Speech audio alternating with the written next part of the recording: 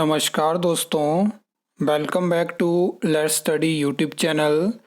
इस वीडियो में हम जो राज्य चयन आयोग हमीरपुर के माध्यम से आपको जूनियर इंजीनियर सिविल की 149 वैकेंसी देखने को मिली थी, हम उसके बारे में बात करेंगे कि उसमें जो टोटल एप्लीकेंट्स हैं वो कितने हैं।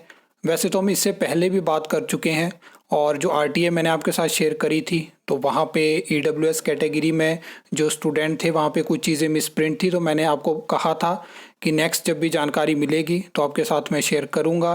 बाकी हम बात करेंगे कि एग्ज़ाम डेट का क्या स्टेटस है, कब तक एग्ज़ाम कंडक्ट हो सकता है, क्या क्या चीज़ें, उन सब चीज़ों के ऊपर हम बात करेंगे और कितने स्टूडेंट कितनी कैटेगरी में है, सब कैटेगरी के बारे में भी आगे हम डिटेल में बात करेंगे और मैं पूरा आपको बताने वाला हूँ। सबसे पहले जो आपका एक बड़ा प्रश्न रहता है जिसके रिगार्डिंग कुछ स्टूडेंट जो है वो चैनल के अगेंस्ट भी हो जाते हैं। 2-4 स्टूडेंट है जिनका कहना होता है कि आपने कहा कि इस मंथ में एग्ज़ाम कंडक्ट हो सकता है, ये चीज़ें हो सकती है। मैं आपको कहना चाहता हूँ कि अगर सीबीएसई टीचर्स की जो रिक्रूटमेंट है जिसमें कि 19 पोस्ट कोड राज्य चयन आयोग हमीरपुर के पास आए, अभी तक आप देख सकते हैं कि उसमें 14-15 पोस्ट कोड के एग्ज़ाम कंडक्ट हो चुके हैं। तो उसमें एक चीज़ है कि अगर वो राज्य चयन आयोग हमीरपुर के पास नहीं आते तो अभी तक जेई सिविल का एग्ज़ाम कंडक्ट हो चुका होता, क्योंकि जेई सिविल की वैकेंसी आई तो हम उस टाइम भी प्रिडिक्ट कर सकते थे कि 2 महीने 3 महीने, क्योंकि उस टाइम पे ज़्यादा पोस्ट कोड राज्य चयन आयोग हमीरपुर के पास नहीं थे। तो उसके अकॉर्डिंग लगता था कि जून या जुलाई में एग्ज़ाम कंडक्ट हो सकता है और ज़्यादा पोस्ट कोड राज्य चयन आयोग हमीरपुर के पास नहीं थे और कहीं ना कहीं मॉनसून सीज़न से पहले आयोग की कोशिश रहती कि जेई सिविल का एग्ज़ाम कंडक्ट करवाया जाए। तो उस कंडीशन, उस टाइम पे जो सिचुएशन थी उसके अकॉर्डिंग चीज़ें बताई गई। लेकिन अब एग्ज़ाम डेट कब एग्ज़ाम कंडक्ट करवाना है वो सारी चीज़ें सरकार, राज्य चयन आयोग और जो प्राइवेट रिक्रूटिंग एजेंसी है, तो ये तीनों मतलब डिसाइड करते हैं कि कब एग्ज़ाम कंडक्ट हो सकता है। जब सेम पेज पे ये तीनों होते हैं उसी एग्ज़ाम डेट पे आपको एग्ज़ाम देखने को मिलता है। अगर हम आगे बात करें तो अभी क्या सिचुएशन है, आप जानते हैं कि इस मंथ में 2 एग्ज़ाम पेंडिंग है अभी, जो कि सीबीएसई टीचर्स के ही होना बाकी हैं। उसके बाद भी 2 सीबीएसई टीचर्स के पोस्ट कोड के एग्ज़ाम हो सकते हैं जिनके सिलेबस आ चुके हैं। बाकी 3 ऐसे पोस्ट कोड हैं जिनका अभी तक सिलेबस भी हमें देखने को नहीं मिला है। तो देखिए, अभी की सिचुएशन के अकॉर्डिंग आप नहीं बोल सकते हैं कि कब ये एग्ज़ाम कंडक्ट होगा। टू बी ऑनेस्ट मैं आपको कहूँ, आप अपनी प्रेपरेशन को कंटिन्यू रखिए और उसको टारगेट करिए कि जुलाई एंड में मेरी पूरी प्रेपरेशन जो भी चीज़ें हैं वो कंप्लीट हो जाए। उसके बाद चाहे एग्ज़ाम अगस्त में कंडक्ट हो, चाहे नेक्स्ट मंथ कंडक्ट हो, तो उस चीज़ के लिए आपको तैयार रहना है। किसी को नहीं पता है कि कब एग्ज़ाम कंडक्ट होने वाला है, सडन आपको एग्ज़ाम डेट देखने को मिलेगी, क्योंकि ये जेओआईटी और पंचायत सेक्रेटरी जैसा बड़ा एग्ज़ाम नहीं होगा जिसमें कि 5 दिन की ज़रूरत पड़ेगी। तो ये एग्ज़ाम 1-2 दिन में कंडक्ट हो सकता है, तो उस चीज़ के लिए आप तैयार रहें। बाकी अभी की सिचुएशन के अकॉर्डिंग ऐसे है कि राज्य चयन आयोग हमीरपुर ने जो पोस्ट कोड एडवर्टाइज़ करे हैं उसमें से वो 50% से ज़्यादा पोस्ट कोड के एग्ज़ाम कंडक्ट करवा चुके हैं और 10 पोस्ट कोड तो ऐसे हैं जिसमें बहुत कम स्टूडेंट हैं, कुछ एग्ज़ाम और कंडक्ट होने वाले हैं। तो इस चीज़ की तरफ आप ध्यान दें। और कुछ पोस्ट कोड ऐसे भी हैं, 8-10 पोस्ट कोड ऐसे भी हैं जिनका अभी तक सिलेबस ही हमें देखने को नहीं मिला है, तो वो चीज़ों को भी आप ध्यान में रखें। अगर हम जेई सिविल के टोटल एप्लीकेंट्स की बात करें तो आप जानते हैं, मैंने एग्जैक्ट आंकड़ा आपको बताया कि 8,190 टोटल एप्लीकेंट्स हैं। अगर हम कैटेगरी वाइज बात करें तो सबसे पहले एसटी कैटेगरी की बात करें तो 627 स्टूडेंट है टोटल। आगे अगर हम एससी कैटेगरी की बात करें तो यहाँ पे आप देख सकते हैं 1,879 स्टूडेंट है। इसके अलावा अगर हम आगे बात करें तो ओबीसी में आप देख सकते हैं ये 1,057 यहाँ पे टोटल कैंडिडेट हैं। आगे अगर हम बात करें तो जनरल कैटेगरी में आप देख सकते हैं 4,627 हैं। अब हम सब कैटेगरी के अकॉर्डिंग बात करेंगे तो यहाँ पे आप देखिए, ये मैं आपको बताना चाहता हूँ। अब वैकेंसी है 149 और टोटल एप्लीकेंट्स हैं 8,190। अनरिजर्व्ड की 55 वैकेंसी है।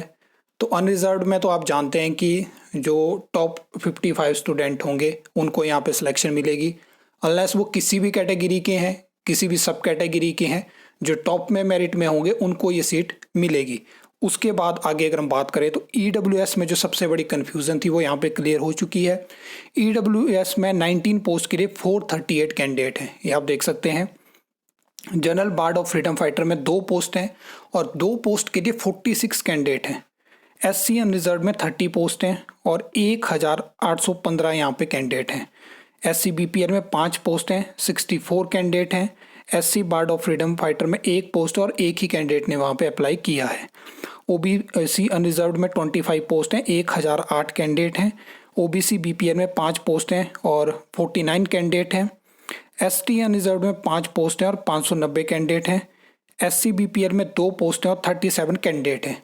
आपने देखा कि अभी तक जो भी आपको जेई सिविल से जुड़े आपने आरटीआई रिप्लाई देखे, जहाँ पे आपने कैटेगरी वाइज, सब कैटेगरी वाइज जो है वो जानकारी मांगी, तो वहाँ पे मेंशन होता है कि मेल हो गया, फीमेल हो गया, इस कैटेगरी के हो गया, इस सब कैटेगरी के हो गया।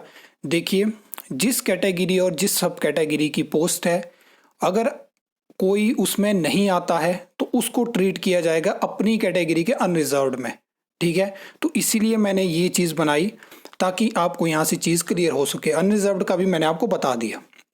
और कहीं ना कहीं इस वीडियो का बहुत सारे स्टूडेंट वेट कर रहे थे, क्योंकि मिस प्रिंट था लास्ट आरटीआई रिप्लाई में, तो वहाँ से चीज़ें थोड़ी कंफ्यूजिंग हो चुकी थी। लेकिन मैंने आपको बताया था, मतलब ये वीडियो आपको कम से कम 8-10 दिन पहले देखने को मिल सकती थी, लेकिन बीच में कुछ चीज़ें ऐसी हुई। बाकी आपने देखा 4-5 दिन बीच में वीडियोस भी आपको देखने को नहीं मिली, और फिर से मैंने 2 दिन के बाद कोशिश करी कि आज मैं जो भी अपडेट हैं वो आपको दे पाऊँ। सुबह एक वीडियो आपको देखने को मिली थी, अभी और इंटरेस्टिंग वीडियोस आने वाली हैं बहुत सारी, चाहे फिर वो वर्क इंस्पेक्टर से जुड़ी हो, चाहे वो टेक्निकल असिस्टेंट से जुड़ी हो, जो कि आपके सिविल से ही जुड़ी पोस्ट रहने वाली है।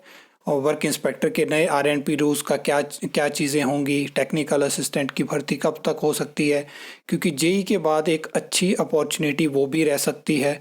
कितने जल्दी सरकार उनको एडवर्टाइज़ करेगी, क्योंकि आरटीआई पेंडिंग है, फिर चाहे वो वर्क इंस्पेक्टर से रिलेटेड हो, चाहे वो टेक्निकल असिस्टेंट से रिलेटेड हो। क्योंकि टेक्निकल असिस्टेंट की वैकेंसी तो अभी 20 जुलाई को अप्रूव हुई, लेकिन उससे पहले की आरटीआई पेंडिंग है।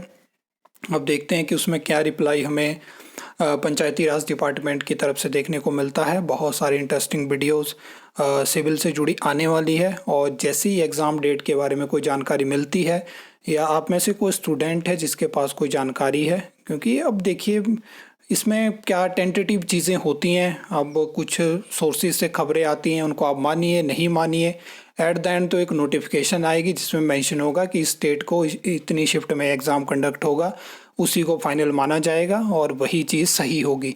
बीच में बहुत सारी खबरें आपको अलग अलग ग्रुप्स में देखने को मिलेंगी, अलग अलग चीज़ें होंगी, अलग अलग प्लेटफॉर्म से आपको अलग अलग जानकारी दी जाएगी। तो आपको कहीं ना कहीं मैंने आपको बता दिया कि जुलाई एंड में अपनी आपकी प्रेपरेशन को आपने ख़त्म करना है।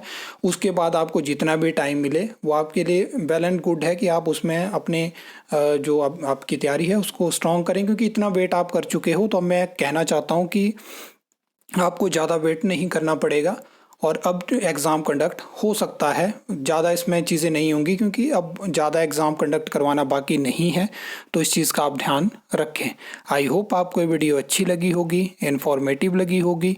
तो वीडियो को लाइक, कमेंट, शेयर कर सकते हो, चैनल को सब्सक्राइब कर सकते हो फॉर द न्यू अपडेट्स के लिए।